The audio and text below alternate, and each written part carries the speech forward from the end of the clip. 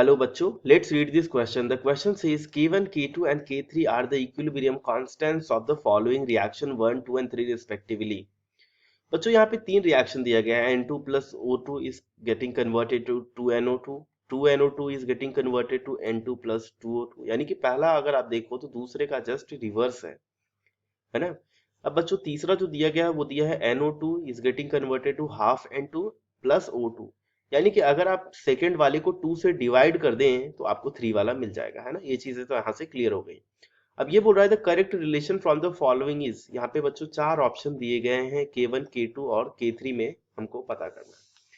तो बच्चों इस क्वेश्चन में हमको करना ये है, तीन रिएक्शन दिए गए हैं और यहाँ पे उनके इक्विलिब्रियम कांस्टेंट के बीच रिलेशन फाइंड आउट करना है. इस क्वेश्चन को सॉल्व करने के लिए बच्चों जो की कॉन्सेप्ट है हो जाएगा, आपको पता होना चाहिए कि इक्विलिब्रियम कांस्टेंट कैसे निकालते हैं. तो यहां पे मैं लिख देता हूं how to find out equilibrium constant. यही बच्चों आपका हो जाएगा की कॉन्सेप्ट. फॉर एग्जांपल अगर A प्लस बी अगर एक रिएक्शन है and they are reacting and they are giving C plus D, तो बच्चों इसका इक्विलिब्रियम कांस्टेंट हम इस तरीके से लिखते हैं. यहाँ पे concentration of product side divided by concentration of reactant side.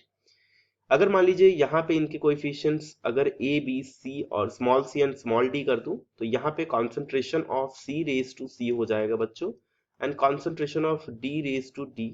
Small c है ये और ये स्मॉल d है. और बच्चों यहाँ पे concentration of A raise to A and concentration of B raise to B. ठीक, इसको हम एक्टिव मास भी लिखते हैं. तो ये इस तरीके से बच्चों हम इक्विलिब्रियम कांस्टेंट निकालते हैं. अब हमको यहाँ पे रिएक्शन दिया गया है. अब बच्चों पहला जो रिएक्शन दिया गया है उसका हम इक्विलिब्रियम कांस्टेंट लिखें अगर, तो ये दिया गया है N2 plus 2A2 and that is giving us 2NO2. तो अगर बच्चों इसको मैं K1 एज्यूम करूं, यहाँ पे एज यूजुअल K1 ही दिया गया है, तो K1 बराबर हो जाएगा बच्चों कॉन्सेंट्रेशन ऑफ प्रोडक्ट साइड यानी NO2 का स्क्वायर डिवाइडेड बाय बच्चों हो जाएगा कॉन्सेंट्रेशन ऑफ रिएक्टेंट साइड यानी कि N2 and concentration of O2 का स्क्वायर.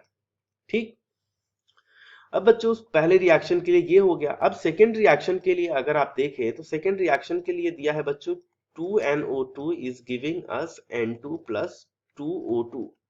ठीक, यानी कि अगर आप ध्यान से देखें तो पहले रिएक्शन का ये बच्चों रिवर्स है ना. जो यहाँ पे रिएक्टेंट है ये यहाँ पे प्रोडक्ट हो गया है और जो यहाँ पे प्रोडक्ट है वो यहाँ पे रिएक्टेंट हो गया है. सिंपल है. तो बच्चों इस केस में अगर मैं लिखूंगा K2 तो K2 बराबर बच्चों यानी कि product side N2 and 2O2 हो जाएगा जो कि पहले रिएक्शन 1 में रिएक्टेंट साइड था. यानी कि मैं ये कह सकता हूँ कि K2 जो होगा बच्चों वो रिवर्स होगा K1 के, है ना. यानी कि जस्ट उल्टा कर देना है, रिएक्टेंट का प्रोडक्ट साइड और प्रोडक्ट का रिएक्टेंट साइड. या फिर अगर आप इसको लिख के भी देखें तो बच्चों ये जस्ट यही आएगा कि N2 एंड O2 का स्क्वायर एंड डिवाइडेड बाय बच्चों हो जाएगा NO2 का स्क्वायर. ठीक है, यही मिल जाएगा अपने को. तो यहाँ से बच्चों K2 और K1 के बीच ये रिलेशन मिल गया कि K2 और K1 जो है ये क्या है, एक दूसरे के इनवर्स है. तो अगर आप इस हिसाब से देखें तो ऑप्शन A सही हो सकता है, B सही हो सकता है या D सही हो सकता है ना. बट हमको पता करना पड़ेगा. अब C तो होगा नहीं, अब तीन ऑप्शन बचे. अब बच्चों K1 और K2 के बीच हमको रिलेशन मिल चुका है. तो इस तरीके से बच्चों यहाँ पे मैं इसको ऐसे भी लिख सकता हूँ कि K1 will be equal to 1/K2, है ना. बात वही हो गई, चाहे K2 will be equal to 1/K1 लिखो या K1 will be equal to 1/K2 लिखो, दोनों सेम ही बातें हैं. आई होप ये चीज क्लियर है. अब बच्चों चलते हैं, हम देखते हैं K3 का क्या होगा. ठीक, अब बच्चों अगर आप K3 का रिएक्शन देखें तो K3 में अपने को दिया गया है, यहाँ पे दिया गया है बच्चों NO2 is getting converted to half N2 and O2. तो NO2 दिया है बच्चों and it is getting converted to half N2 plus O2. अगर इस केस में बच्चों हम इसका लिखेंगे, है ना, इक्विलिब्रियम कांस्टेंट, तो K3 ये हो जाएगा N2. यहाँ पे बच्चों ये रेज टू 1/2 हो जाएगा क्योंकि इसका कोएफिशिएंट 1/2 है. और साथ में बच्चों ये हो गया O2 एंड डिवाइडेड बाय ये हो जाएगा बच्चों कॉन्सेंट्रेशन ऑफ NO2, है ना. तो इस तरीके से हम लिख सकते हैं. अब यहाँ पे रेज टू हाफ है, अब हम इसको कर सकते हैं स्क्वायर. तो बच्चों मैं इसको लिख सकता हूँ K3 square will be equal to, ये हो जाएगा N2 क्योंकि 1/2 मल्टीप्लाई बाय 1/2, यहाँ पे 1/2 है, जब हम स्क्वायर करेंगे तो 2 से मल्टीप्लाई हो जाएगा, तो ये बच्चों आ जाएगा 1। तो ये हो जाएगा N2 और ये बच्चों हो जाएगा O2 का स्क्वायर एंड डिवाइडेड बाय यहाँ पे बच्चों हो जाएगा NO2 का स्क्वायर। तो K3 स्क्वायर बराबर ये मिला है हमको बच्चों। अब अगर आप ध्यान से देखें तो बच्चों जो K1 था, K1 हमको क्या मिला हुआ था, जो बच्चों K1 था वो यही था NO2 का स्क्वायर डिवाइडेड बाय यहाँ पे N2 एंड साथ में बच्चों था O2 स्क्वायर। ये था इक्वेशन 1।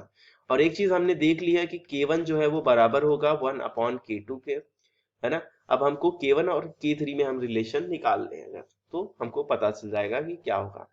अब ध्यान से देखो बच्चों, इक्वेशन 1 और इक्वेशन 3 से आपको एक चीज क्लियर हो गई होगी कि जो K3 स्क्वायर है, अगर हम इसको रिवर्स कर दें तो ये बच्चों K1 के बराबर हो जाएगा। कैसे? इसको मैं ऐसे लिख सकता हूँ 1/K3 square will be equal to, ये हो जाएगा बच्चों NO2 का स्क्वायर और यहाँ पे आ जाएगा नीचे N2 और यहाँ पे आ जाएगा बच्चों O2 स्क्वायर, जो कि बराबर है।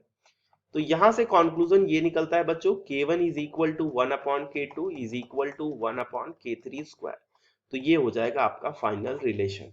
अब चलते हैं ऑप्शन की तरफ। अगर हम देखें तो आपका ऑप्शन बी सही हो जाएगा, बाकी सारे ऑप्शन इनकरेक्ट हो जाएंगे। Hope you understood it well. Best of luck.